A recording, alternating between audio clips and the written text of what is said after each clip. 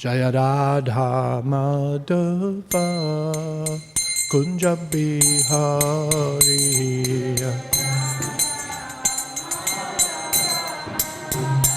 Jabihar Jaya Radha Madhava Kunja Bihari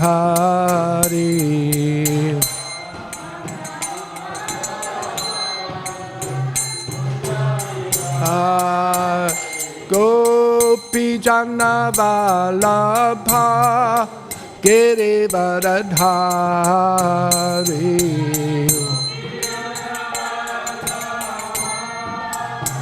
Girivardhari Jaya Gopi Jana Vallabha Girivardhari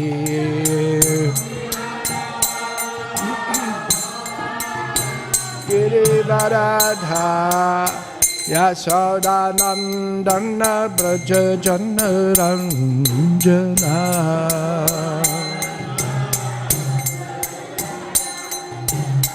Yashodanandana Braja Janaranjana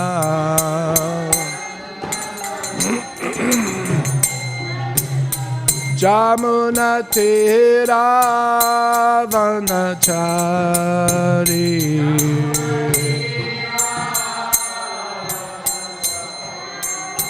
Jamuna Tira Vanachari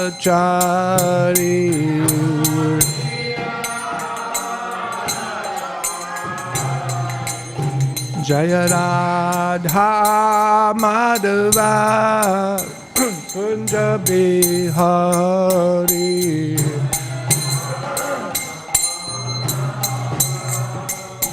Kunja Bihari Jaya Radha Madhava Kunja Bihari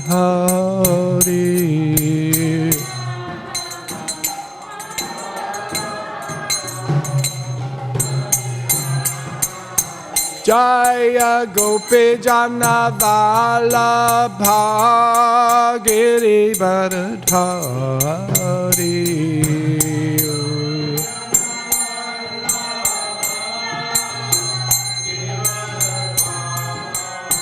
Jaya Gopi Jana Vallabha Girivardhari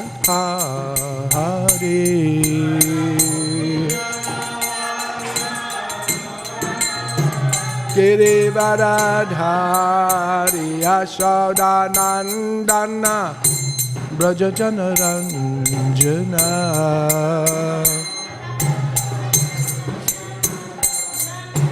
Yashodanandana Braja Janaranjana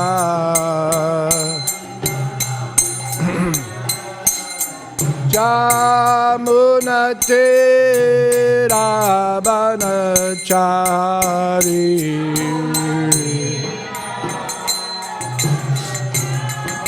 Jamuna Tira Vanachari Tira Jaya Radha Madhava Kunja Bihari Madhava Kunja Bihari Jaya Radha Madhava Kunja Bihari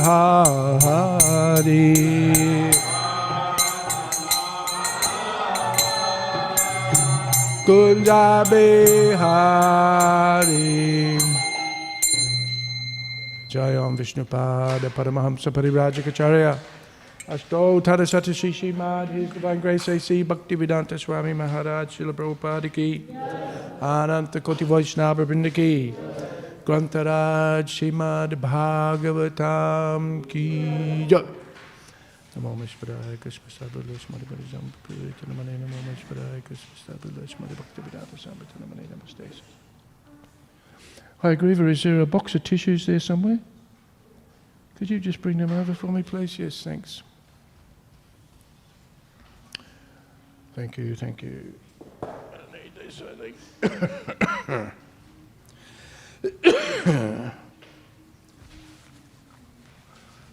Om Namo Bhagavate Vasudevaya.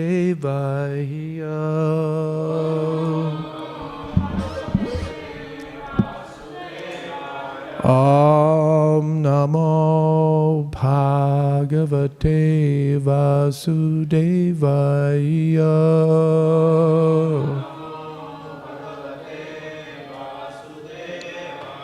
Om Namo Bhagavate Vasudevaya.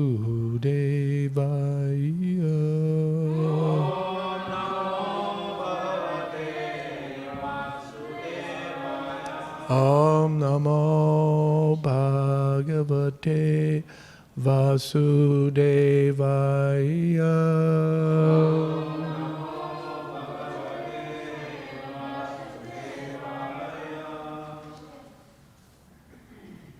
What verse have we got on the board there? 28. 28?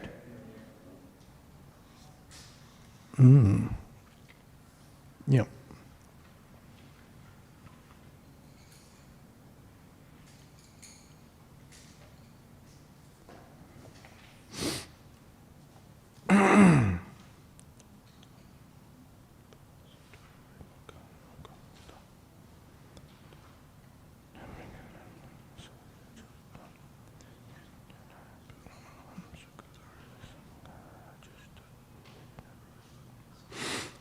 Okay. Tananayadvam asato vimukan mukunda. Padaravinda makaranda rasada jasram.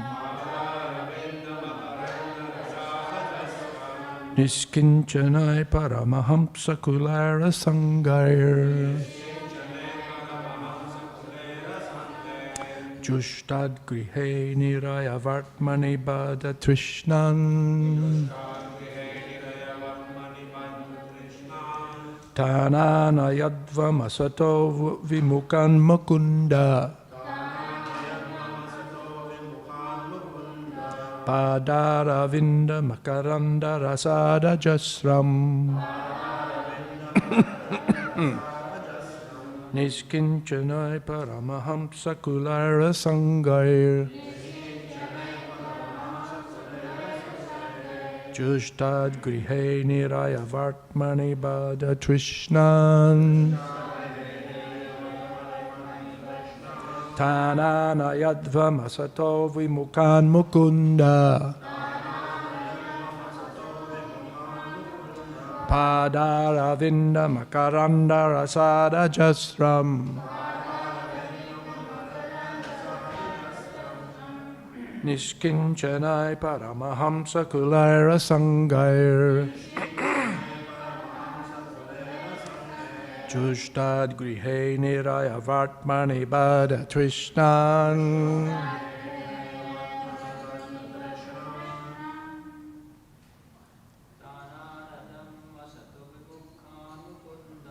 Tanana yadvam asato vimukun makunda.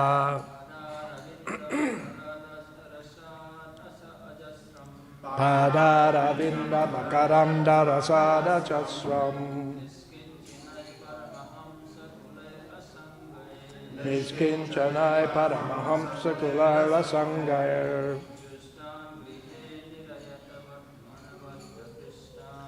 Jushtad grihena rayavartmani pada trishnan.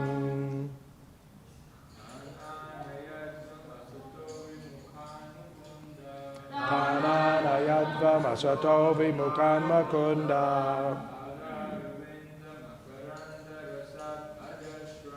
Padaravinda makaranda rasada jasram.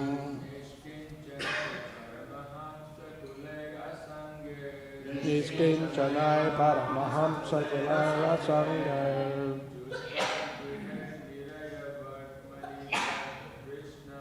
Justad Grihena Rayavatmani Buddha Trishnan.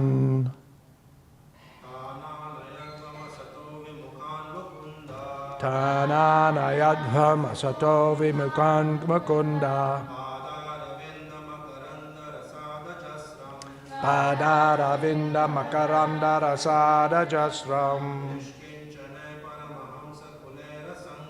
Niskinchanai paramahamsa kulera sangai. Justad grihena rayavatmani bada trishnan. Ladies.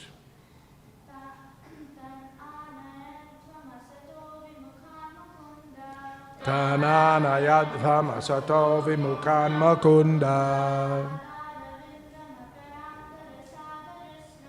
Padaravinda makaramda rasada jasram. Nishkinchanai paramahamsa kulair sasangair. Justad grihena rayavatmane buddha trishnan. Tananayadvam asato vimukan makunda. Padaravinda makaranda rasada jasram. Niskinchanai paramahamsa kulera sangair. Justad grihena rayavatmani bada trishnan. Tan them anayadvam. Bring before me asataha, non-devotees, those who have not taken to Krishna consciousness. Vimukhan, who have turned against Mukunda, of Mukunda, the Supreme Personality of Godhead. Pada Aravinda, of the lotus feet. Makaranda, of the honey. Rasat, the taste. Ajasram, continuously. Niskinchanai, by persons completely free from material attachment. Paramahamsa Kulai, by the Paramahamsas, the most exalted personalities. Asangai, who have no material attachment. Jushtat, which is enjoyed. Grihe, to household life. Nirayavartmani, the path leading to hell. Bada Trishnan, whose desires are bound. Paramahamsas are exalted persons who have no taste for material enjoyment and who drink the honey of the Lord's lotus feet.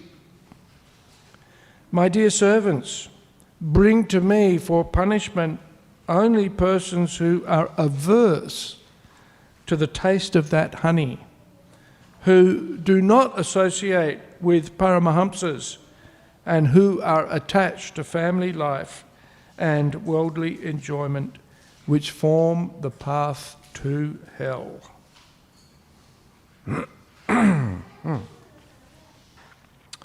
Purport. After warning the Yamadutas not to approach the devotees, Yamaraj now indicates, thank you, who is to be brought before him. He specifically advises the Yamadutas to bring him the materialistic persons who are attached to household life merely for sex. As stated in Śrīmad Bhāgavatam, Yan Maitunadi Grihamedi Sukam Hitucham. People are attached to household life for sex only. They are always harassed in many ways by their material engagements, and their only happiness is that after working very hard all day, at night they sleep and indulge in sex. Nidraya hriyate naktam vyavayena chava vayaha. At night, materialistic householders sleep or indulge in sex life. Diva chathe hoya rajan kutumba bharanena va. During the day, they are busy trying to find out where money is, and if they get money, they spend it to maintain their families. Yamaraj specifically advises his servants to bring these persons to him for punishment, and not to bring the devotees who always lick the honey at the lotus feet of the Lord, who are equal to everyone and who try to preach Krishna consciousness because of sympathy for all living entities. Devotees are not liable to punishment by Yamaraj, but persons who have no information of Krishna consciousness cannot be protected by their material life of so-called family enjoyment. Śrīmad Bhāgavatam says, Canto 2, Chapter 1, Text 4, Deha patja kala tradishvat masanyeshvasat vapi tesham pramato nidhanam pasyan apina pasyati. Such persons complacently believe that their nations, communities or families can protect them, unaware that all such fallible soldiers will be destroyed in due course of time. In conclusion, one should try to associate with persons who engage in devotional service 24 hours a day.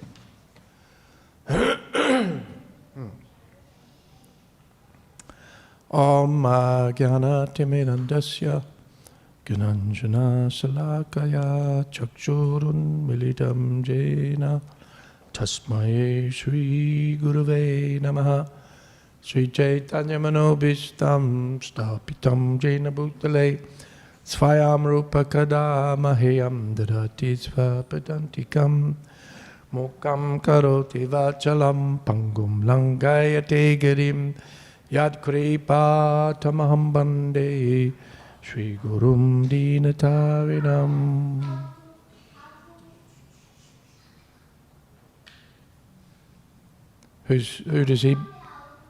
Who does he belong to? He's yours, Hare Loka. He's yours. What's he looking for? His mum. You. His friend. Tell him to go and get his friend. Oh, here he is. His friend's here. Good. He's found his friend. Always good to have a friend in the Bhagavatam class, right? That's what this is all about.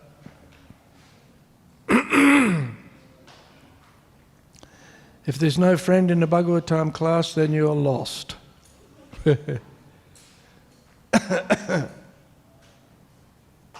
Hare Krishna. So, fairly simple message here. And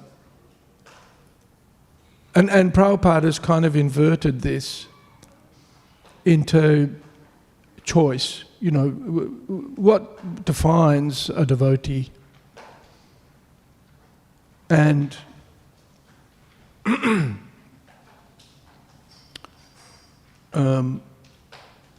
and really underlines the purpose for establishing ISKCON. And the purpose for establishing ISKCON is to create a sangha, a group or an association, a gathering of like-minded people, so that we can engage in this process of self-realization. Because otherwise, I mean, we're all working, right? Anybody here who's not working?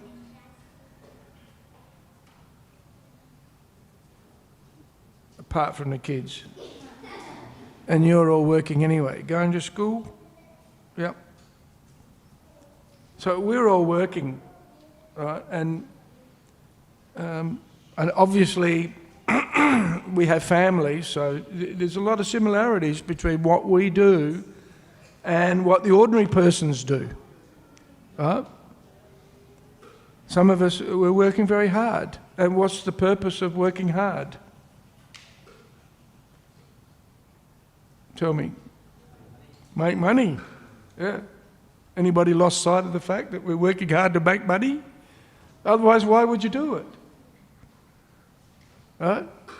If your boss doesn't pay you at the end of the week, what do? Huh? You get pretty worried. Right? You hope he's going to pay you the next week. But if he stops paying you altogether, what do? You go and find another job. Right?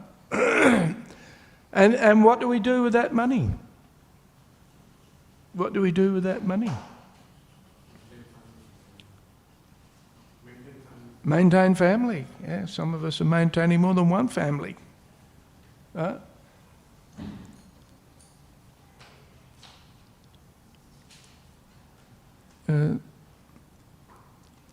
So, in essence, the external activities are not very different. Right? Not very different. But what's the difference? The difference is that the devotees will come together to serve Krishna, but for no real material benefit. Right? We don't get a material benefit. Well, maybe we do get some material benefits from coming and hearing the Bhagavatam class. Right? We do get peace of mind. Right? We get knowledge. We get. There's more, and that's mentioned here. This is what so there's a difference here. There's two types of persons being described here in this verse, right? There's the Paramahamsa, and then there's the what are we called here? Grihe niraya vartmani bada trishnan. Right, those who are on the path to hell. Right? And why are they on the path to hell? Because they've got material desires, basically. They have desires to enjoy themselves materially. And so that's the difference between a devotee and a non-devotee. The devotee's main purpose for existence is to please Krishna and to please the devotees. And in the process, there's a pursuit of material activities as well, because we're stuck in the material world. But at the same time, we know that we're not of the material world. This is the dilemma. The dilemma of material existence is, yes, we're part of the material sphere, if you like. And so, even for the devotees, eating, sleeping, sense gratification, protection, what is it? Defense, I guess. These activities have to be performed even by devotees. Right?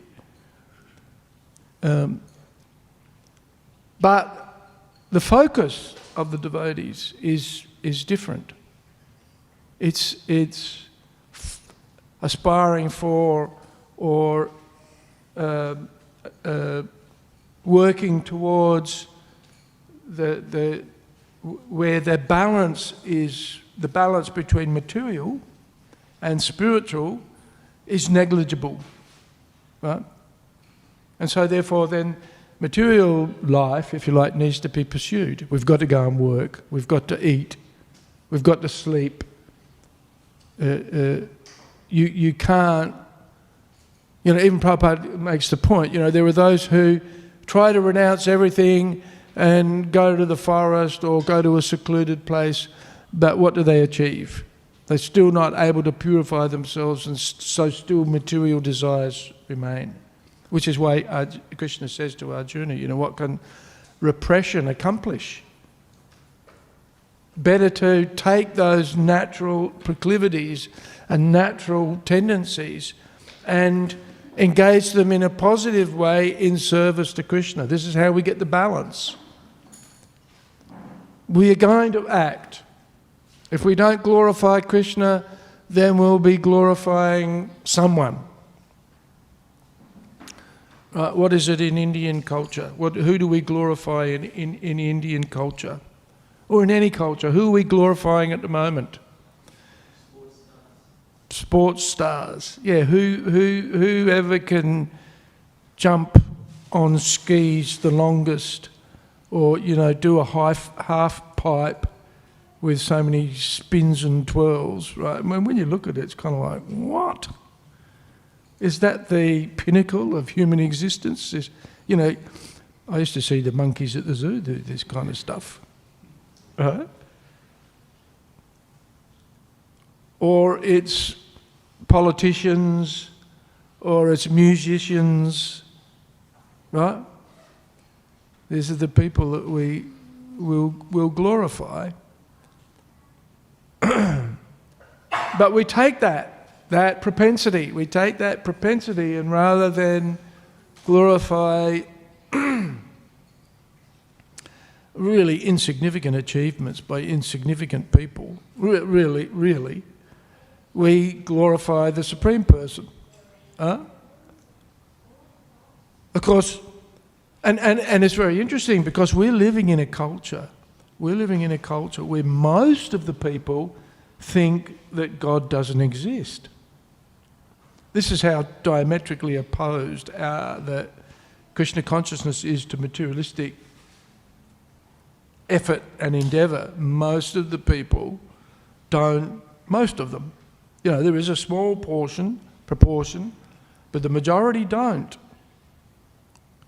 They're surprised that we can that God has a name. Well, they don't even believe in God, and so when we present details about who God is and what He does, that's just alarming for them. That's shocking. Used to shock me. I met the devotees, and they were so sure. Yeah, Krishna's God. Here's where He lives. Here's what He does.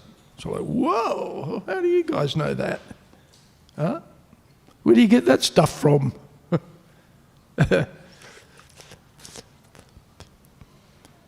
So Yamaraj is saying, bring me those people. Right? There's plenty of them. The Yamadutas must be fairly busy. Especially, at any time, they're busy. People are dying all the time. And in this state of ignorance. Right? And then they're going for punishment. Something that materialistic people don't like. What is this? Why is God so heavy-handed and high and mighty? That if you don't know what's going on, and then you get punished for it. And He's supposed to be a loving God, right? How's that a show of love? This is this kind of conundrum for people is a big challenge, right? How can God? I mentioned this story more than once before. My mum and dad used to go to church all the time. Every week, when I was a kid, every week we went to church.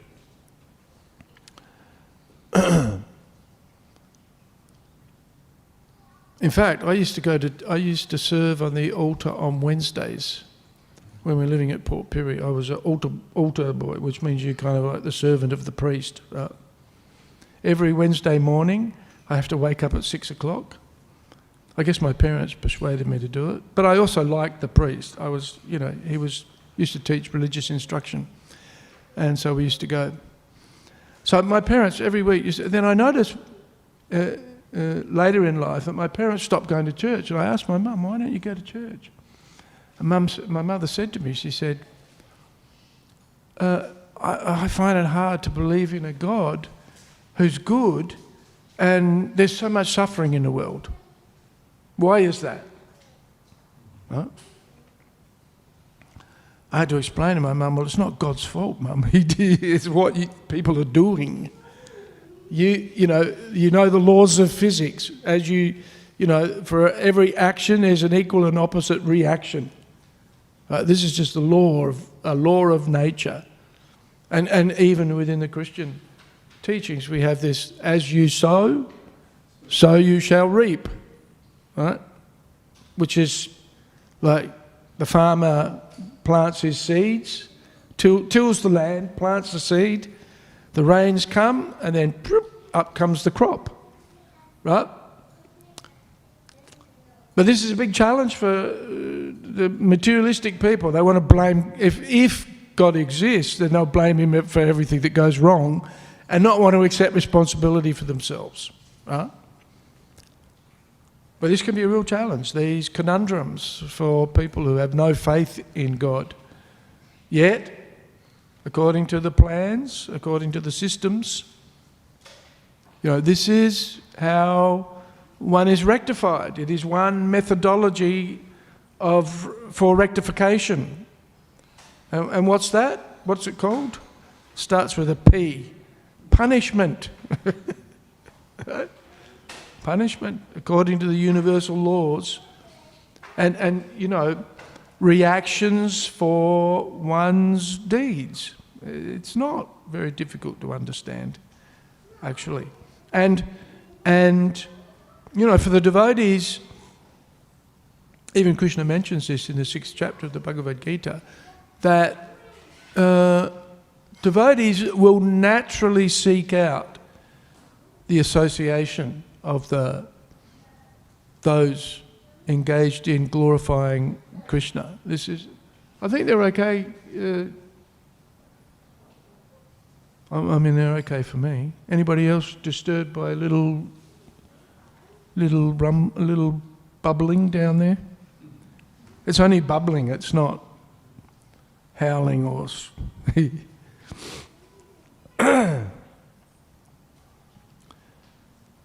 No crying, at least. Prabhupada didn't like children crying in class. And fair enough, because it was a disturbance. But if there's a little murmuring, it's okay. And in a community like ours, how can you avoid kids?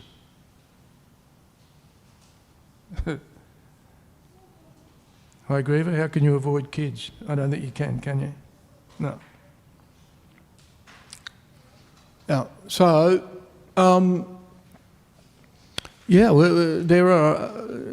there's a natural inclination in a devotee to want to associate with, and so they're naturally attracted to those principles, right? Hearing and chanting, glorifying the Lord, and associating with the Paramahamsas, right?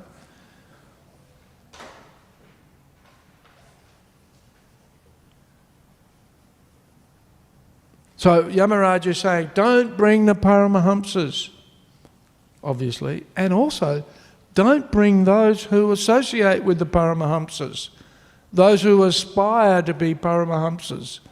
They may not be Paramahamsas just yet, right?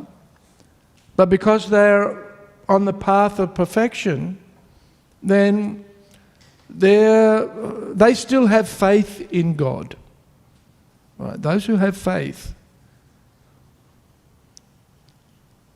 And of course, the process of bhakti, the 9 processes of bhakti, beginning with Shravanam and Kirtanam, are designed to increase, to build, to develop that faith.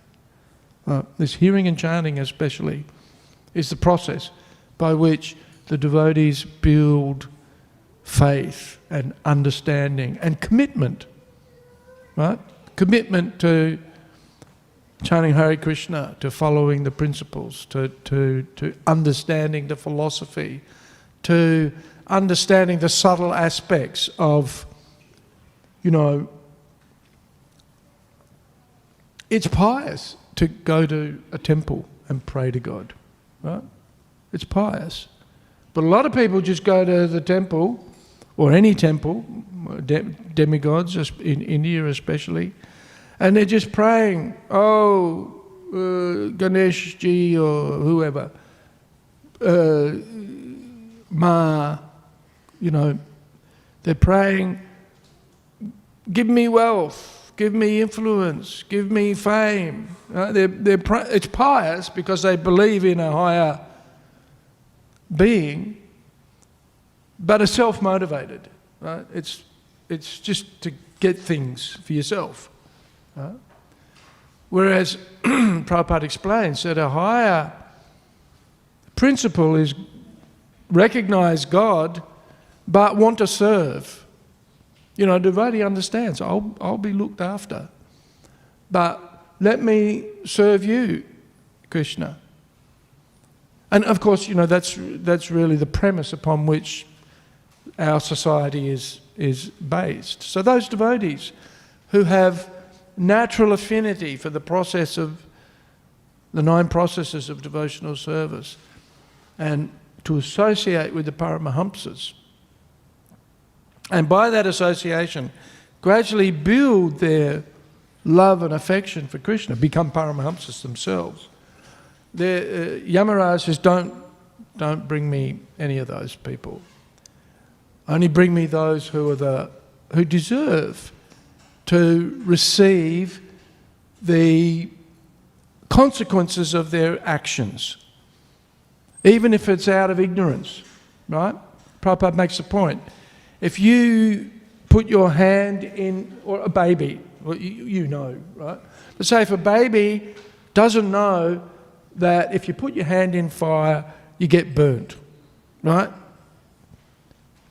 What happens when a child gets burnt? That's the law of, there's nothing wrong with that. And of course it's a learning experience. It might be more than that, a tragedy. But, you know, just because one is ignorant of the laws doesn't mean that one is not culpable. Right?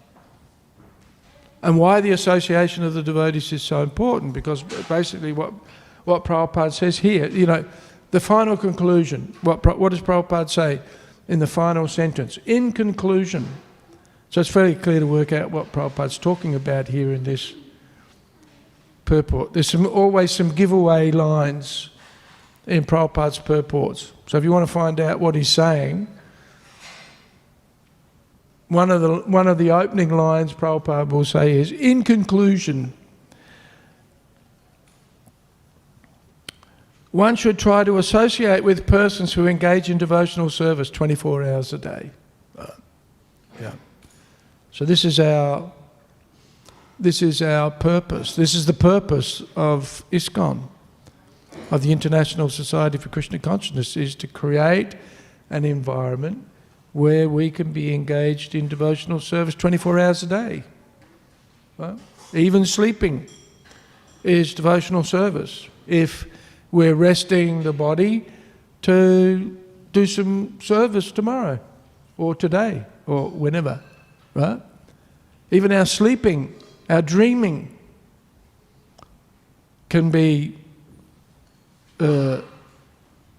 thinking of Krishna, thinking of doing service, dreaming of the devotees. So even what appear to be very mundane activities, the power of bhakti is that what might ordinarily be considered mundane activities, Hare, nidra, bhaya, maitunum cha, right? Eating, sleeping, mating and defending. Even these, you know, activities of bodily maintenance and bodily engagement, even these activities are spiritualized by engagement in devotional service. So we take prasadam, right? We eat in a regulated way and not too much, not too little, balanced to maintain the body, right? Sleeping, Prabhupada says, don't sleep more than 6 hours a day. Although he does modify, in different places he says different amounts. 7 hours. I tried 6 hours, but I just can't do it anymore. I tried it, it doesn't fit my system. In the last year I changed my alarm clock, so every time I go to bed I wake up 7 hours later. And I wake up awake rather than, oh, what happened, where am I? Why do I feel terrible? But anyway, sleep to a modicum, to, not sleep like a bear in a mode of ignorance. So even sleeping can be used, it's used in our spiritual practice.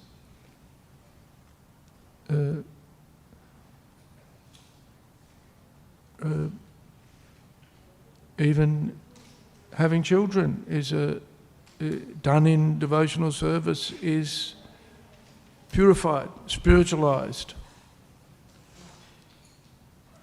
and defending,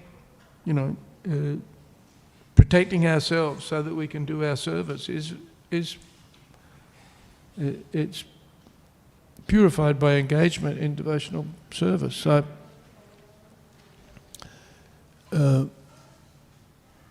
we feel ourselves very fortunate to have that opportunity to associate with like-minded devotees who at least believe in, they have faith and are focused on developing their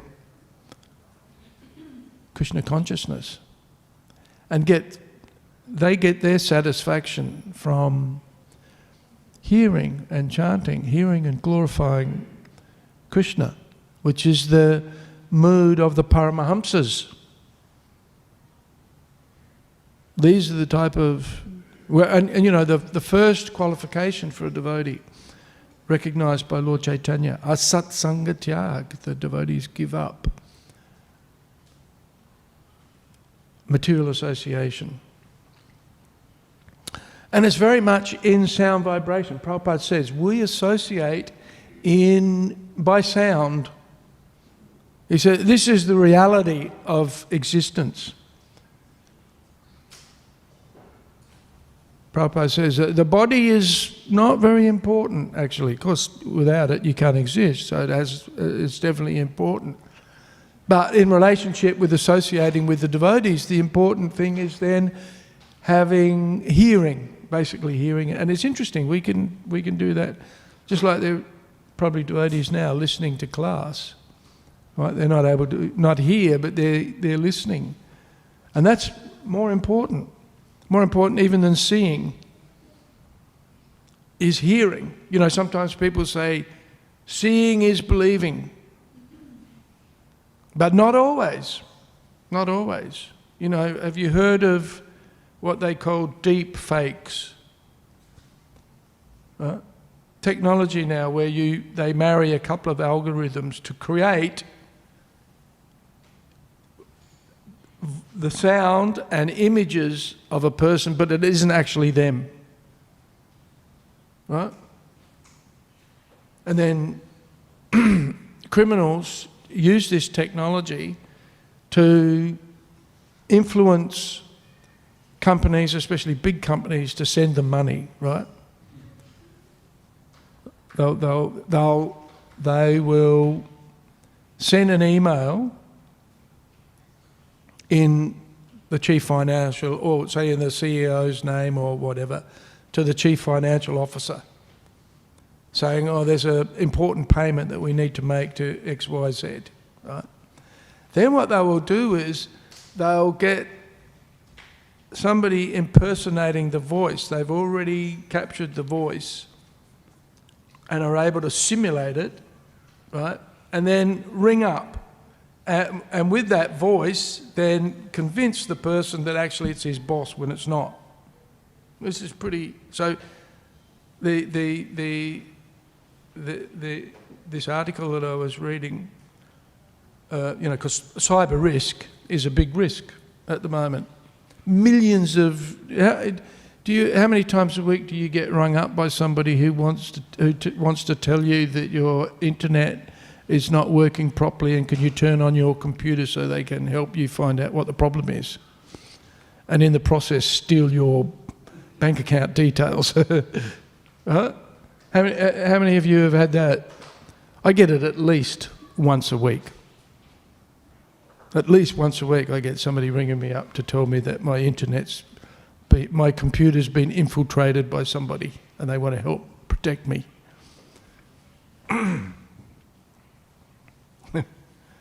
So, thank you. why don't you go and get a decent job? His name is Mike, but it sounds like he's from Calcutta or Mumbai.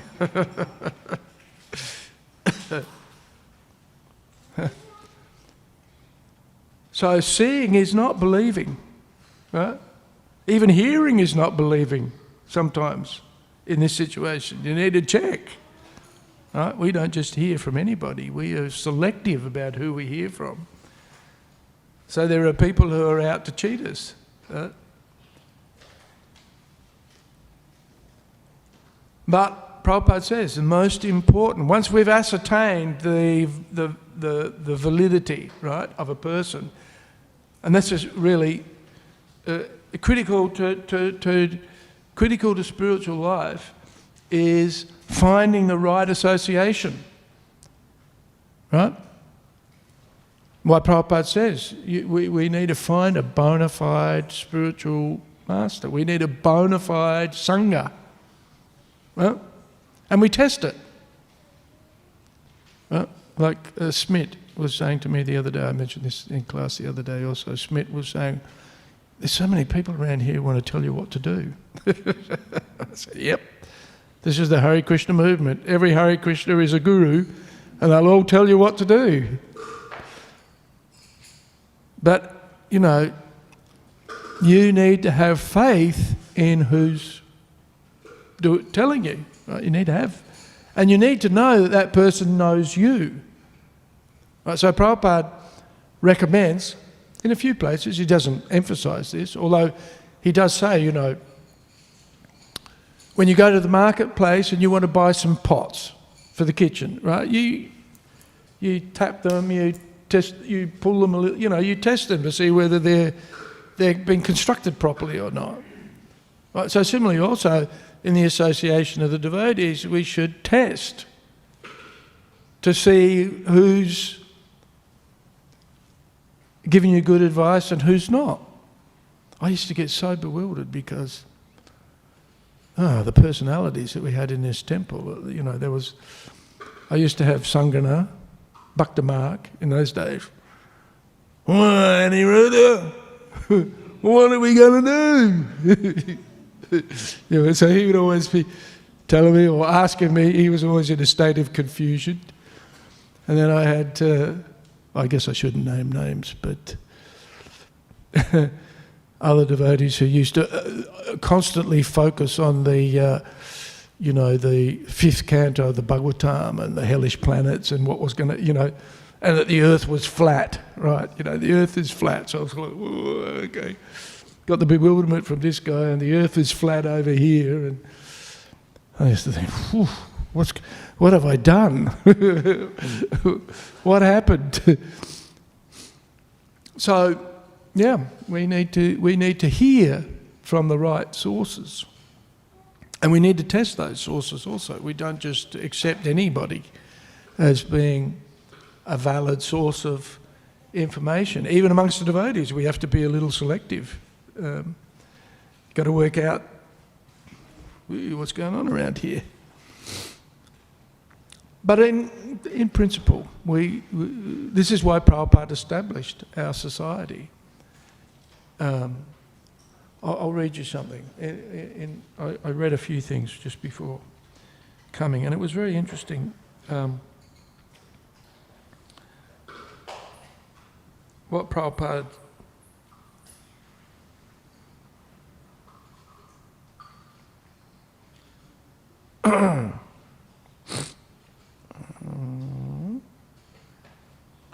wait a minute, how do I find...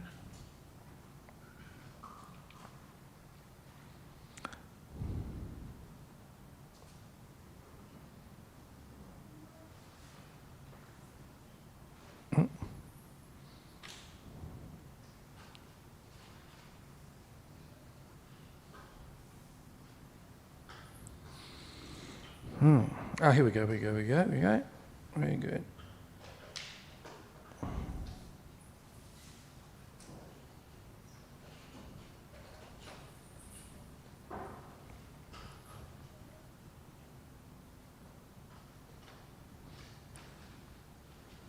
No, lost it. Anyway, Prabhupada was making a point that this purpose of the Krishna consciousness movement is to create that environment, right? To create that, and he was saying we have built hundreds of temples, right? So that people can come together just to glorify Krishna, where people can come together to render service. And you know, the temple is that place where people can gather to associate and to share that that pleasure, that enjoyment, that, what is it here? It's mentioned here.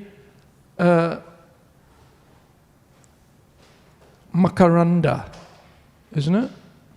Makaranda. Pada Aravinda Makaranda Rasat. Ajasram, right? Yeah. Padaravinda Makaranda Rasad Ajasram. Who can taste the honey of the lotus feet continuously. Right? That's the purpose of our society, is for us to come together to hear and chant, to remember our relationship with Krishna, and then to work in that relationship and derive pleasure from so doing. We don't get paid to do what we're doing. Some of us might get supported by the temple, but it's not, you know, there's nobody who's getting huge amounts of money to do what they're doing. And certainly none of the householders. In fact, they enjoy coming to the temple. Not only that, they give their money freely, right? Give donations freely because they're happy. If you take away their service, or, you know, in the COVID situation, we didn't take away people's service, but it looked like it. And they're complaining. Give me my service back. There's a few serial whingers. We're just getting sick of them. Come on, give me my service back. All right? So, you know, the devotees love to do service. They love to come to the temple. They can't. So these people, Yamaraj is saying, don't bring me these people. Right? And Prabhupada's saying, these are the people that we should associate with. Right? Sangat Sanjayate Karma. We associate with those kind of people, we'll become like them. This is the importance of the International Society for Krishna Consciousness, is that we're creating an environment where if you associate in that setting, then you'll become like the devotees. You'll become a devotee, right? Not, you know, you can't not be influenced and make spiritual progress. Okay, I'm going to finish here. Does anybody have any comments or questions?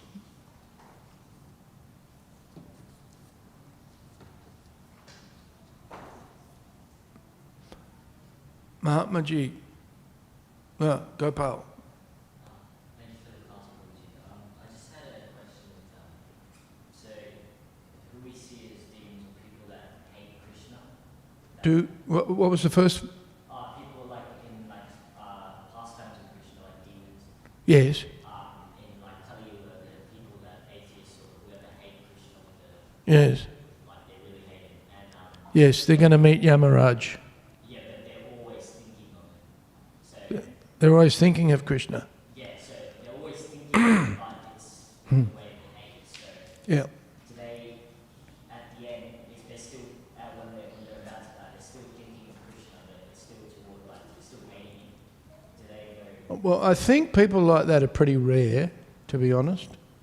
You know, somebody like Kamsa is pretty rare, to always be thinking of Krishna, but in an antagonistic way. But we see for those who, you know, somebody like Kamsa, he actually, because of that thinking, did get some benefit from that, right? Krishna's always kind and merciful. So I don't know whether we get people quite at that level of animosity. Do you have any examples that you can think of?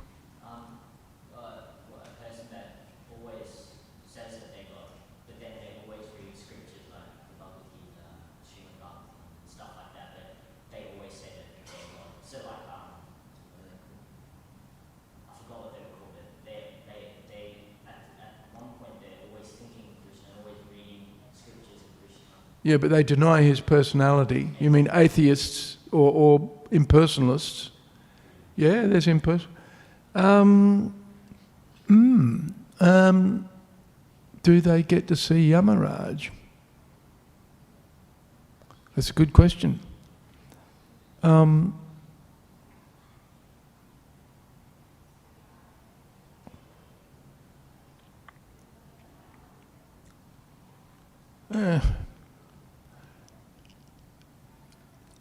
There are different types of transcendentalists, and that's described in the Bhagavatam. And, the yogis and the ascetics, they're still pious. There's still some piety there, right? There's a renunciation of sense gratification, in that pursuit.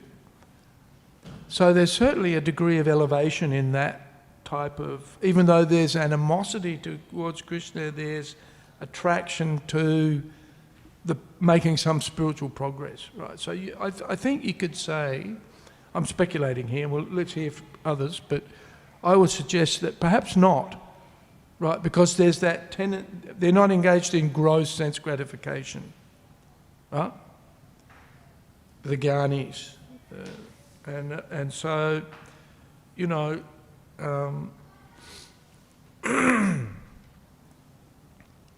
there may not be the same kind of punishment that awaits, the materialistic persons. Any comments from anybody else? Thoughts on that? What's their destination? What's the destination of a impersonalist?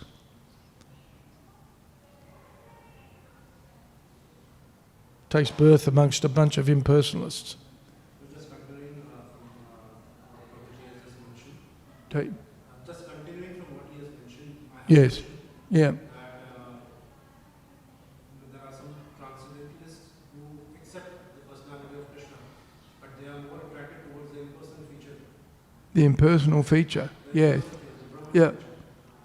Whereas there are some other, as we call them, Mayavadis, who would use the scripture to deny the personality of Krishna. Yes. Yeah. Yeah.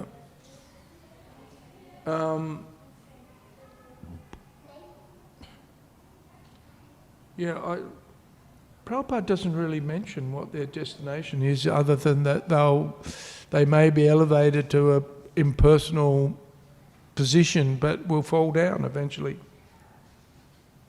and come back into the material world, and he mentions they revert back to materialistic philanthropic activities, and so become, I guess, more materialistic. So, skirting dangerous, regions of existence, because you can become again a materialist and have to see Yamaraj be punished for not behaving properly, I suppose.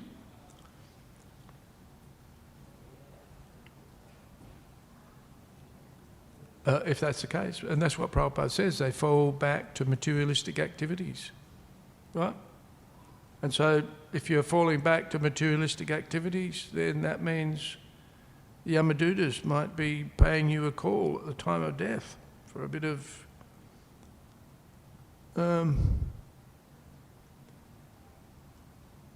purification. But you see, also, they may take birth again in the human species, not as an animal, right? Because of elevated consciousness. So there's different. This is why Yamaraj is pointing out who the Yamadutas should bring to him for punishment and who they shouldn't. Right? But obviously a little subtle area. Mahatmaji. Hare Krishna. Hare Krishna. Nice class. Hare Krishna. We are seeing so many devotees. They are surrendered, but how do you know that they are fully surrendered? What are the symptoms? How to know they're fully surrendered? They are respected with Paramahansas and spiritual masters and everybody. How do you know? How do you know? How do you tell?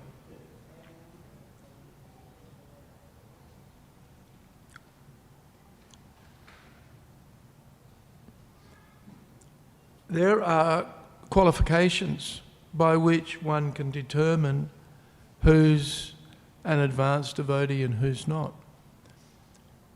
Krishna says, Satatam kirtayanto mam. The devotee, a pure devotee is always engaged in glorification of the Lord.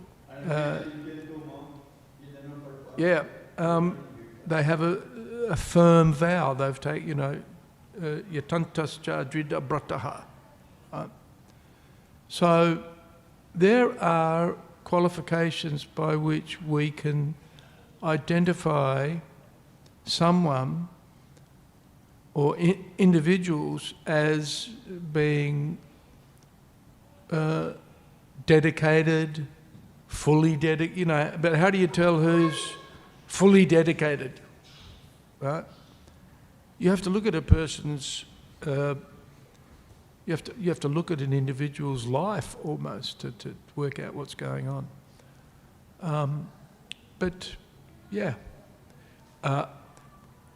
Haridas Thakur says, the qualification of a devotee, the most important qualification is how attached they are to chanting Hare Krishna. Right? And we can then see from how attached they are to chanting Hare Krishna, how detached they are from material pursuits, material life. Right?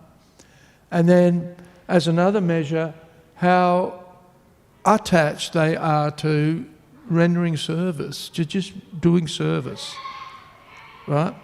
It's not a measure of how many followers a person has or how well they speak necessarily, right? Right? But rather these three attachment to chanting, an attachment to devotional service, and then a consequent detachment from material pursuits, and then engagement in devotional service. These are pretty much the qualifications, and you'll see that in many devotees, right? Many devotees. They're not big devotees that everybody's saying Jai, Jai, Jai when they walk in the room. But rather, they're devotees to be associated with because they're just, they show the symptoms of advancement. Right? So,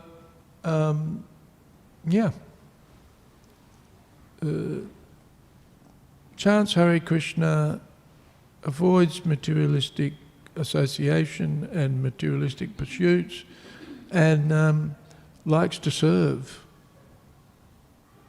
And you said, birds of the feather, same feather, flock together. Birds of the same feather, flock together. Birds of the same feather flock. I didn't say that, but that's true. You said it. But, yes, no, you're right. That's what ISKCON is all about. Yeah. Come together, chant Hare Krishna, do service.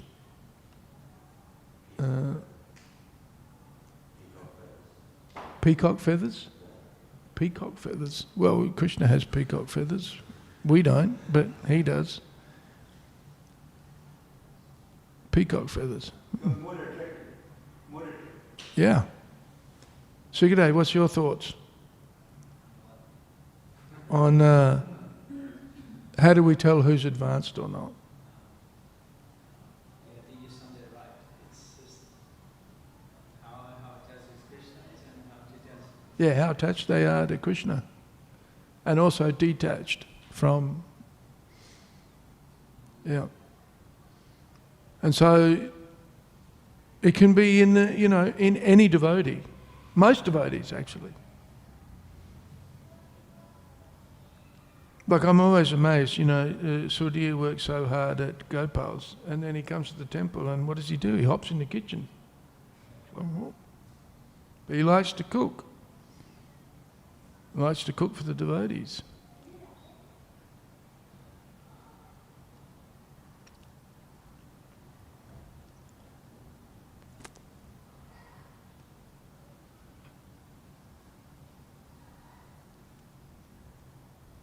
There's quite a few devotees down at Katani Gardens at the moment, I suppose, setting up for the festival today. Who's going to the festival?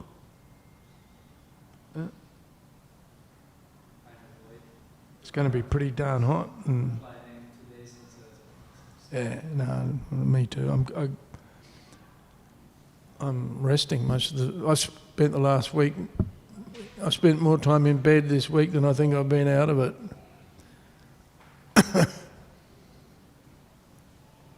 I thought I was getting well on was it Thursday, and I went for a walk, and then I discovered that I wasn't.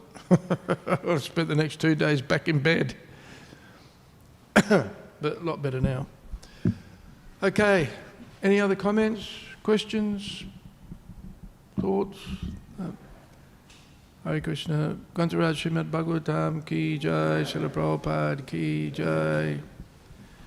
It's happy birthday to Sukadev and Vaidehi. It's their birthdays today. Everybody give them your blessings.